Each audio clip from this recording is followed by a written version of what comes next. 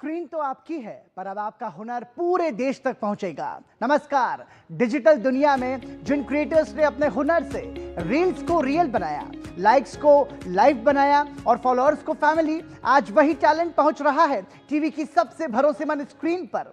DD news लेकर आया है क्रिएटर्स कॉर्नर, एक ऐसा मंच जहां सोशल मीडिया इन्फ्लुएंसर्स सिर्फ कंटेंट ही नहीं दिखाते, बल्कि अपनी कहानी, क्रिएटिविटी और कमिटमेंट भी शेयर करते हैं। यहां हर क्रिएटर को मिलेगा पूरा क्रेडिट। आपका नाम, आपका चैनल, आपकी पहचान, मंच हमारा, क्योंकि हुनर का सम्मान होना चाहिए और पहचान होनी चाहिए राष्ट्रीय। तो तैयार हो जाइए, रील से रियल तक, मोबाइल से मेन स्ट्रीम तक और सोशल मीडिया से राष्ट्रीय मंच तक के इस शानदार सफर के लिए आप देख रहे हैं क्रिएटर्स कॉर्नर, जहां क्रिएटर्स बनते हैं सेलिब्रिटीज।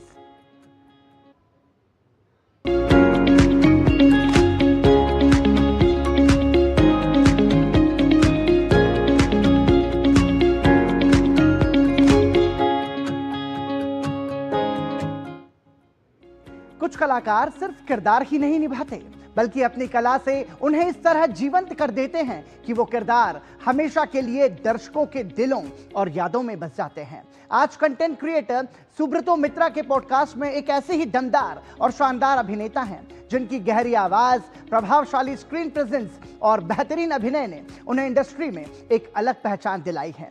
टीवी और फिल्म्स की दुनिया में अपने दमदार अभिनय से पहचान बनाने वाले मनीष वधवा ने हर किरदार को इतनी शिद्दत से निभाया कि दर्शक उन्हें भूल नहीं पाए। पॉडकास्ट में मनीष वधवा ने उनके संघर्ष और अभिनय के सफर के बारे में विस्तार से बात की है। दोस्तों, आज का एपिसोड मेरे लिए पर्सनली बहुत स्पेशल है, क्योंकि आज हमारे सामने बैठे हैं एक ऐसे आर्टिस्ट जिनकी आवाज़ आपने सुनी है, जिनके कैरेक्टर्स आपने देखे हैं और जिनकी जर्नी हर यंग ड्रीमर को इंस्पायर कर सकती है। आज हमारे गेस्ट है मनीष वाधवा सर।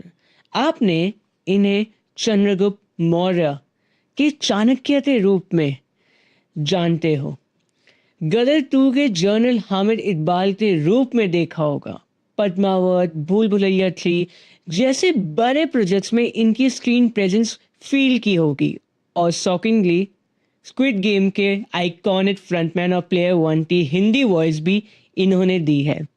लेकिन आज का पॉडकास्ट सिर्फ एक्टिंग के बारे में नहीं है। आज हम बात करेंगे उनके थिएटर डेज की, स्ट्रगल फेस की, चाणक्य जैसे लेजेंडरी रोल के लिए अपनी पूरी पर्सनालिटी ट्रांसफॉर्मेशन कर देने वाली डेडिकेशन की, और कैसे उन्होंने टाइप कास्टिंग को ब्रेक करते हर रोल में नए लेवल क्रिएट किया। हम बात करेंगे माइंडसेट की, स्पिरिचुअलिटी की, डिसिप्लिन की, आउटसाइडर वर्सेस इनसाइडर रियलिटी की, बॉलीवुड के असली कल्चर की, और वो लाइफ लेसन्स जो सर ने खुद एक्सपीरियंस करके सीखे हैं। मुझे लगता है अगर लाइफ में कुछ बड़ा करना चाहते हो, एक्टर बनना चाहते हो या क्रिएटर बनना चाहते हो, या सिर्फ अपने अंदर कॉन्फिडेंस जगाना चाहते हो, तो ये कॉन्वर्सेशन आपके लिए गोल्ड होने वाली है। आपकी ये जर्नी की शुरुआत कैसे हुई थी थिएटर से, कैसे? मैं सच कहूँ तो मुझे कई बार तो मैंने बोला हुआ है इस बारे में, लेकिन कई बार मुझे याद नहीं होता कि एक्चुअली मेरे मन में ये आया कैसे मुझे इसी फील्ड में आना है। तो मेरे मामा जी यहीं देहरादून में हैं। ओके। तो वो फिल्म में हीरो थे और मेरे डैडी डायरेक्ट कर रहे थे, तो कहीं ना कहीं वो इंडस्ट्री से जुड़े हुए सब लोग थे। तो मन में था, और उन्होंने मुझसे बचपन का रोल मामा जी का करवा लिया, और शीशे के सामने मैं ऐसे गिटार बजा रहा हूँ और उसकी फोटोज वगैरह में, तो मुझे बड़ा अच्छा लगा। मैंने कहा अरे वाह, बड़ा वो मुझे जितना याद है, आप 5 साल 4 साल की उम्र में क्या ही याद रख पाएंगे। बट ये हो गया। फिर उसके बाद आना तो, और वो घर वाले भी थे तो उनको यह था। और मैं जब मुझे ये भी याद है कि जब मैं हुआ था पैदा तो मैं ऐसा नहीं था। अच्छा। शायद एक अच्छा प्यारा बच्चा था। तो बताते हैं वो लोग कि मर्फी जो एड थी ना, मर्फी बच्चा जो था, मर्फी बच्चे, मर्फी एक की एड थी मर्फी की, तो उसमें जो बच्चा था वहाँ वो बच्चे को कुछ हो गया था, तो मुझे उन्होंने कास्ट करने की बात की थी। तो मेरे पेरेंट्स से मना कर दिया था कि नहीं, वो बच्चे के साथ अनलक कुछ हुआ है, बैड लक हुआ है, तो हम इसको ऐसा नहीं करने देंगे। लेकिन मन में था कि इसको ऐसे बनाएंगे। Okay. तो वो बस वो एक मन में उनके भी था और मुझे भी बाद में। तो अभी ये है कि अगर मैं ये ना होता तो मैं कहीं का ना होता। तो आपकी इंस्पिरेशन कौन थे? मैं जिनका फैन हूँ वो बच्चन साहब हैं ऑफ कोर्स। ओके। और बस वो भी था। फिर इंस्पायर तो मैं अपने पहले मामा जी को देखकर, वो उनकी बड़ी अच्छी पर्सनालिटी थी उस वक्त। अब तो काफ़ी बुजुर्ग हो गए हैं, बट स्टिल तो एक बात थी। फिर वो बच्चन साहब और ये इसी फील्ड में आना था, तो वो करते करते फिर मुझे याद है कि मैंने एक ही बार उनकी पिक्चर जो है बच्चन साहब की लगाई थी घर पर, तो दरवाजे के पीछे लगी हुई थी। दरवाजा बंद करते थे, मुझे दिखते थे जब खुल के ऐसे, तो मुझे याद है, बड़ा छोटा था मैं। बहुत बहुत लंबी प्रेप चली, मतलब जी बहुत लंबी। इनफैक्ट जब जैसा आपने कहा ना हिंदुस्तानी लैंग्वेज, ये पहली बार मुझे पता चला कि एक हिंदी होती है और एक हिंदुस्तानी जो सबके पास जाए। तो जब मैं भी, मेरे बोर्ड्स एग्जाम होते थे, मुझे आप ही की रील्स में दिखता था। इनफैक्ट मैं बोलूँ, हमने कभी चाणक्य उन्हें नहीं देखा, कितने सालों पुराने वो एक कैरेक्टर फिगर रहे हैं जी। ना हमें उनकी आवाज़ पता है ना कुछ है, बट आज जब हम चाणक्य तो विजुअलाइज करते हैं, इमेजिन करते हैं, तब हम आप ही तो देखते हैं और आप ही की आवाज़ आती है। इतना मतलब हमें, और एक मुझे अच्छे से लाइन याद है, अपने लक्ष्य से कभी ना भटके, क्योंकि रास्ते मुश्किल हो सकते हैं, लेकिन आपकी लगन ही आपको आपकी मंजिल तक पहुंचाएगी। करेक्ट। ये बहुत अच्छा कोट मुझे एक लगता है, एंड मुझे काफ़ी मोटिवेट देता है मेरे काम में। जी जी। जैसे आप तो कंस मामा में एक कंस मामा अभी तो एक्चुअली कंस मामा होते हैं भगवान कंस। हाँ, वो अपने आप को भगवान बोलते, तो भगवान कंस के नाम से बड़ा फेमस हुआ ये। हाँ, भगवान कंस मान लीजिए इन परम अवतार श्री कृष्णा। मैं उसमें देख रहा था कि उसमें जब आपकी आउटफिट थी, ओ माय गॉड, 7.5 kg का वो वेट। शुरू में एक्चुअली बनाओ 14 से 14.5 किलो का बनाया था उन्होंने। Oh my God. हमारे कहने पे थोड़ा कम किया गया, भैया इसको वापस बनाओ, हम हाँ। तो दब के मर जाएंगे, बाकी तो छोड़ो। तो उसमें भी आपको कितनी प्रेप करनी पड़ेगी? जी जी। कितना? उसमें ना मेरे लिए अब तक का ये यू कैन से कि अब तक का सबसे डिफरेंट रोल था। ओके। हमारे यहाँ इंडस्ट्री में एक रोल भी है ना कि आप जिस तरह का रोल कर लेते हैं आपको वैसे ही रोल्स मिलते हैं। हाँ, टाइप कास्टिंग। गंभीर, चाणक्य के बाद मुझे थोड़ा गंभीर सीरियस ये वो रोल्स।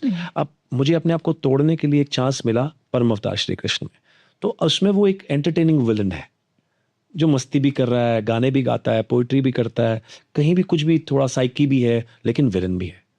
तो वो करने का जब मुझे मौका मिला तो उसमें फिर वो मुझे करना था। फिर वो वेट मैंने, मुझे याद भी नहीं रहा कि 7.5 किलो है या जो भी है। तो वो प्रिपरेशन और वो करते हुए अपने आप को बेसिक, क्योंकि क्या होता है लोग आपको वर्सेटाइल कई बार पसंद भी नहीं करते हैं कि अरे यार वो उसमें ज़्यादा अच्छा कर गया, उसमें ज़्यादा वो मज़ा आया। कोशिश हमारी ये होती है कि आपको सब अच्छा करना है। आपको ये ना लगे कि आप एक ही कैरेक्टर, एक ही डर्रे के रह गए हैं, एक ही जॉनर के रह गए हैं। हाँ। उस जॉनर को तोड़ना बहुत ज़रूरी है। कंस मामा के कैरेक्टर में मेगा माइंड जो आपने डबिंग करी थी, वो काफी हेल्प करा। कैसे? आपने मेगामाइंड देखा होगा शायद। हाँ। वो मुझे नहीं पता था कि मेरे पास कंस रोल आने वाला है, वो भी 7 साल के बाद। मुझे याद है मैंने 2010 में वो मेगामाइंड किया था और 2017 में कंस आया। आप कुछ ना कुछ ऐसा करते जाते हैं जो आपकी जीवन में वापस एक सारी चीजें आती हैं, क्योंकि आपको प्रैक्टिस देना जरूरी होता है। आप रास्ते में भी लोगों को देखते हैं, ऑब्जर्व कर लेते हैं, वो कैरेक्टर आपको अंदर घुस जाता है, आपको नहीं पता वो किस दिन बाहर निकलेगा जब उस तरह का कुछ मिलेगा। तो सेम मेगा माइंड में भी हुआ। मेगा माइंड में ये बड़ा अच्छा था कि वो बात करते करते आवाज को शीगी कर लेता है, मस्ती करता है, हंसता है जोर जोर से, अचानक एकदम बेस में विलन हो जाता है। मैं ये कह रहा था तुम ये ऐसा क्यों नहीं कर सकते, तो मैंने कहा था तुम ये ऐसा करते करते मतलब आपको उसमें सब लेना है। तो वो कहीं कंस में मुझे वो दिखाई दिया कि ये किया जा सकता है, इसको एंटरटेनिंग के साथ साथ, क्योंकि अपना जो विलन का तबका है वो भी नहीं छोड़ना। ये ना हो क्योंकि अक्सर मस्खरे और जो मजाकिया या जोकर्स आप कह सकते हैं, उनसे आप डरते नहीं है। आप उससे डरेंगे कब? जब वो करते करते काम को करते करते ऐसा कर जाए कि मुझे याद है कि वो रोमांटिक सीन था कंस में, मैं वाइफ के साथ डांस कर रहा हूँ, मस्ती कर रहा है बाकी लोगों के साथ। अभी उसने पोइट्री ली थी, अभी वो डांस किया था, अब वो वाइफ के साथ एक अच्छा सा डांस कर रहा है क्योंकि उसको है, वो चलते गाने में बात करते करते, रोमांस करते करते उसका मर्डर कर देता है, हाथ में चाकू होता है, पेट में डाल देता है और उस पर रोता है जोर जोर से। तो ये कहीं कॉमेडी ना हो जाए, वो जो विलन वाला मामला है वो भी साथ में रहे। तो बहुत मतलब कितना इसमें knowledge experience I think so work करता है वो एक्सपीरियंस एज इन वही जो आपने लिया हुआ है लोगों से, अपना खुद ही, चाहे वो खुद किया हो, कहीं ना कहीं वो आपको यूज होता है। एंड एक पूरे सीन तो कितना स्मूथली एग्जीक्यूट कर सकते कि ऑडियंस को पता भी ना चले कि ऐसा कुछ होने वाला है। हाँ। वही होल्ड, अगर आप होल्ड कर जाते हैं, अगर आपको पहले से इंट्यूशन होता है यार अब तो ये करने वाला है, आपके एक्सप्रेशन से पता चल जाता है कई बार, तो वो तो गड़बड़ है। राइट। इनफैक्ट बहुत बार डायरेक्टर्स ये भी करते हैं, मैंने जैसे रिसेंटली भी 80 मूवी देख रहा था जी, उसमें जैसे ही आता है यार अब तो ये जो क्रिमिनल है वो कन्फेस करने वाला है, बट डायरेक्टर तो पता है, लोग यही सोचने कन्फेस होने वाली मूवी खत्म, कुछ और हो जाएगा, उसका मर्डर। एग्जैक्टली। तो ये मतलब फिर क्यूरियोसिटी। अब स्टोरी मत खोलिए अभी। Oh my God. तब तो रिलीज भी हो जाएगी। ठीक है। कभी आपसे ऐसा हुआ है कि कभी कोई डरा है आपके पास अप्रोच करने के लिए, क्योंकि आप रियल लाइफ में, क्योंकि आपके रोल्स मोस्टली रोल्स छोड़िए, अब मैं अपनी कॉलेज की बात बताता हूँ। अभी फेसबुक और इंस्टा ने और बाकी सोशल मीडियाज ने ना आपको सबके नजदीक ले आए हैं, आपको वर्ल्ड के बहुत नजदीक हो गए हैं। हमारे टाइम पे ये सब नहीं था, लेकिन अब जो पुराने दोस्त हैं वो कहीं ना कहीं उससे जुड़ते हैं, और अब वो जब बातें होती हैं तो बताते हैं कि भैया हम तुम्हारे पास आने से बहुत डरते थे, हमें लगता था ये आदमी थिएटर सुबह सुबह आता है, थिएटर में चला जाता है, आदमी निकलता है और नीचे मुंडी करके एकदम टाँ करके, बाद में कहा ना बड़े बड़े थे, तो ये किस ऐसे अप्रोच कैसे करें।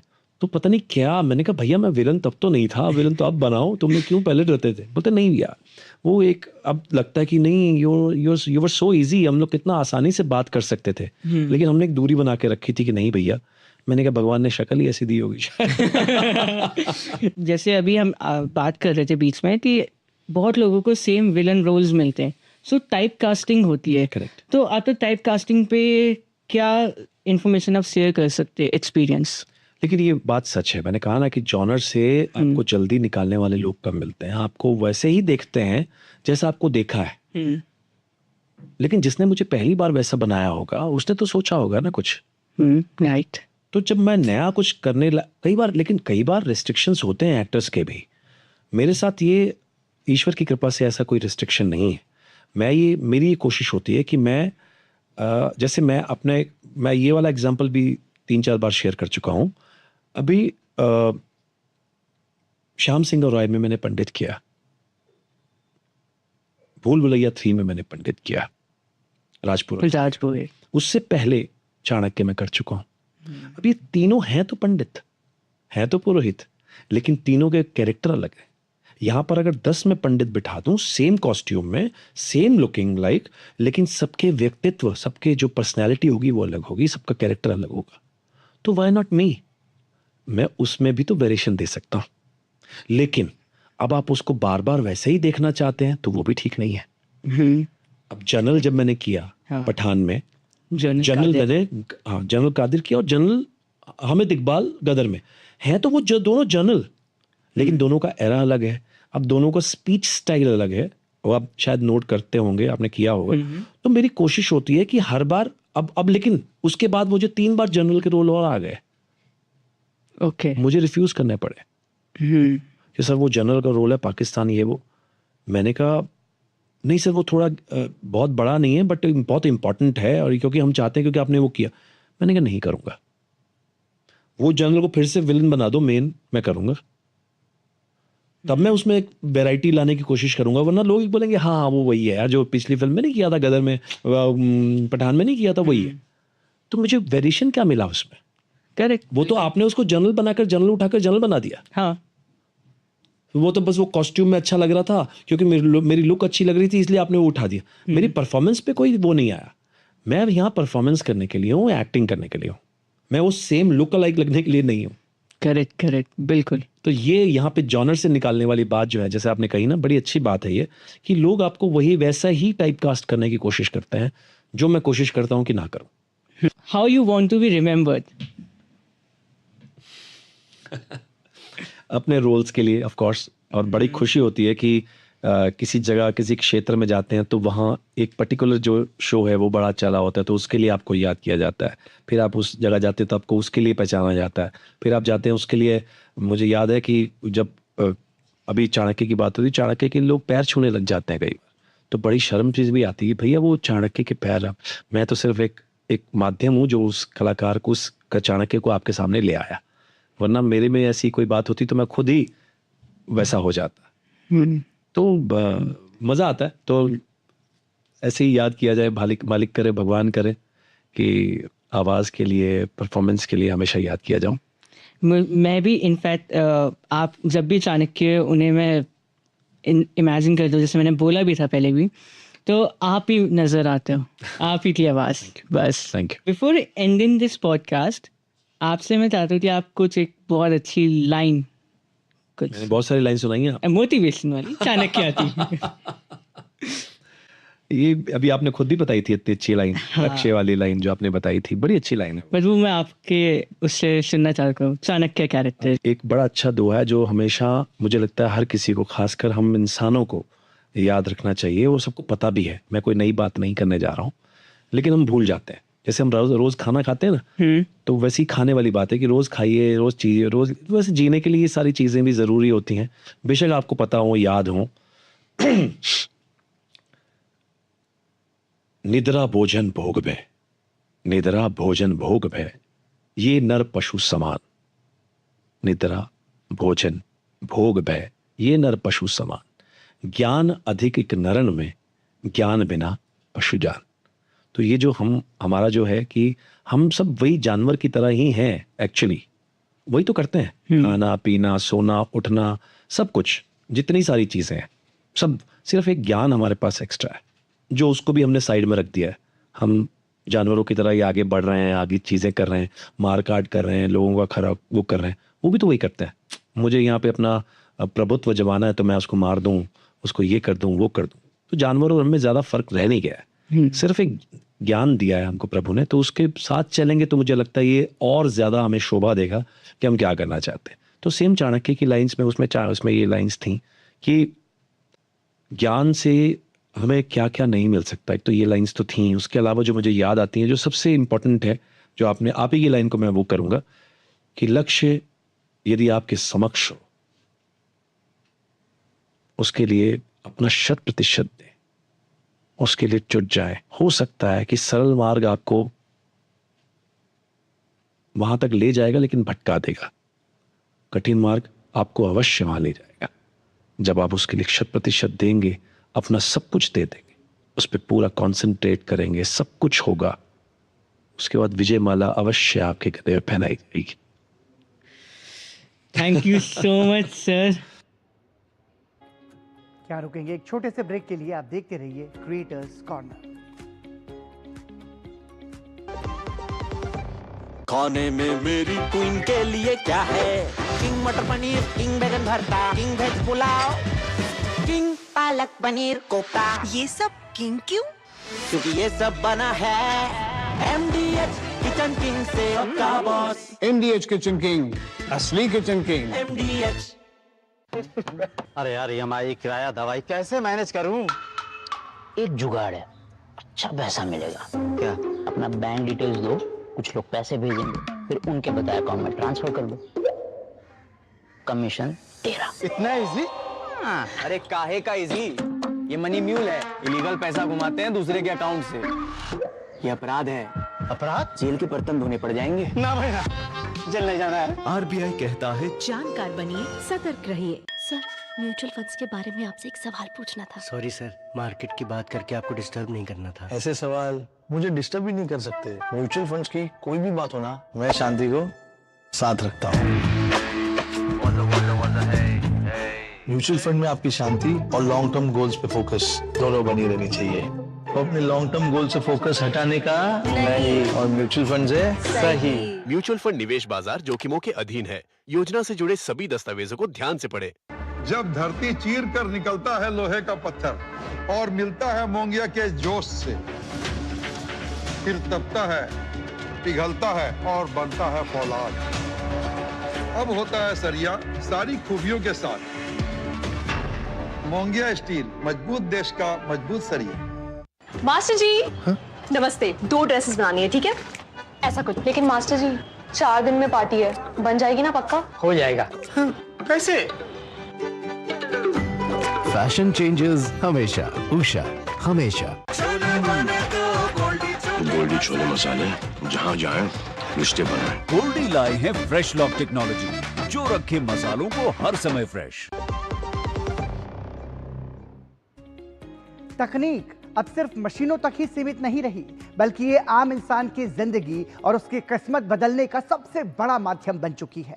आज भारत एक ऐसे डिजिटल दौर में प्रवेश कर चुका है जहां आर्टिफिशियल इंटेलिजेंस यानी एआई और मजबूत डिजिटल इंफ्रास्ट्रक्चर मिलकर करोड़ों लोगों के सपनों को नई उड़ान दे रहे हैं। गांव का किसान हो, छोटे शहर का व्यापारी हो या पहली बार बैंकिंग सिस्टम से जुड़ रहा आम नागरिक, तकनीक अब हर हाथ को ताकत और हर सपने को पहचान दे रही है। यूपीआई के बाद अब यूएलआई यानी यूनिफाइड लैंडिंग इंटरफेस लोगों के लिए उम्मीद की नई किरण बनकर सामने आ रही है। दोस्तों, कभी सोचा है कि अगर आपके पास कोई बैंक बैलेंस ना हो, कोई बड़ी प्रॉपर्टी ना हो और आपको बिजनेस के लिए लोन चाहिए तो बैंक वाले क्या कहेंगे? सीधा बोलेंगे, भाई साहब पहले सिविल स्कोर दिखाओ फिर बात करेंगे। लेकिन बॉस, अब इंडिया में गेम बदल रहा है। हमारा प्यारा भारत अब सिर्फ यूपीआई से पैसे ट्रांसफर नहीं कर रहा, बल्कि अब एंट्री हो चुकी है एआई यानी आर्टिफिशियल इंटेलिजेंस की।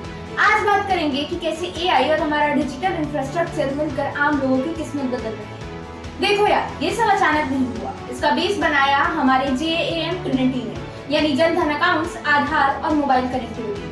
सोचो, अप्रैल 2026 तक हमारे पास 58 करोड़ से ज्यादा जन धन अकाउंट्स हैं और हमारा अपना यूपीआई जनवरी 2026 में इसने 21.70 बिलियन ट्रांजैक्शन का रिकॉर्ड तोड़ दिया। मतलब देश के कोने कोने तक लोग अब डिजिटली कनेक्टेड हैं। अब जब इतना बड़ा डिजिटल नेटवर्क है तो डेटा भी भारी मात्रा में जनरेट होगा और इसी डेटा का फायदा उठाने आया है एआई। अब आता है वीडियो का सबसे इंटरेस्टिंग पार्ट, लेंडिंग यानी लोन का चक्कर। हमारे देश में लाखों छोटे एमएसएमई बिजनेस हैं जिन्हें बैंक आसानी से लोन नहीं देते क्योंकि उनका कोई फॉर्मल क्रेडिट हिस्ट्री नहीं होता। लेकिन अब मार्केट में आ गया है यूएलआई यानी यूनिफाइड लेंडिंग इंटरफेस। ये एक ऐसा सिस्टम है जो एआई की मदद से आपका सिबिल स्कोर नहीं बल्कि आपका डिजिटल फुटप्रिंट देखता है। मतलब अगर आप टाइम पर यूटिलिटी बिल्स भरते हो, जीएसटी फाइलिंग्स बराबर है और यूपीआई पेमेंट्स अच्छे हैं तो एआई उसी से आपकी क्रेडिट वर्दीनेस निकाल लेगा और फटाक से लोन अप्रूव कर देगा। इसकी वजह से लगभग 130 से 170 बिलियन यूएसडी का जो क्रेडिट गैप है ना वो भर जाएगा और छोटे व्यापारियों को साहूकारों के चक्कर नहीं काटने पड़ेंगे। अब आप सोचेंगे कि भाई एआई आ गया तो फ्रॉड भी तो बढ़ेगा।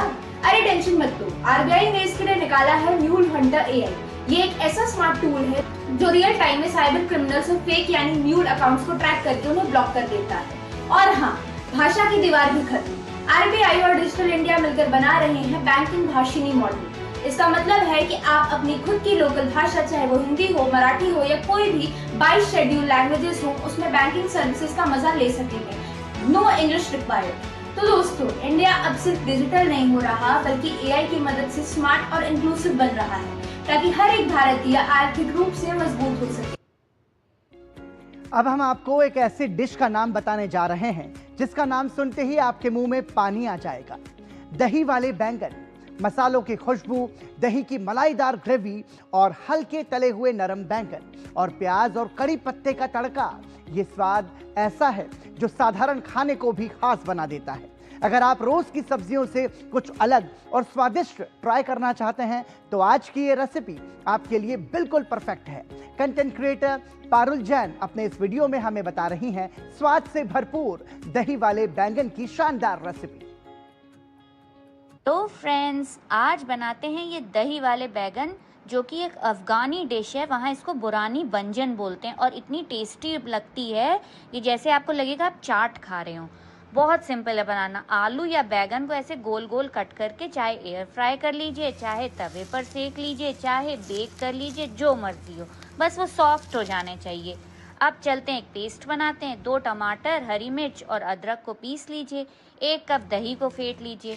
सरसों का तेल मैंने यूज़ किया, उसमें करी पत्ता और गार्लिक, अगर आप खाते हो राई और खड़ी लाल मिर्च का छौंक बनाइए, दही में डाल दीजिए, थोड़ा सा नमक डाल के मिक्स कर लीजिए।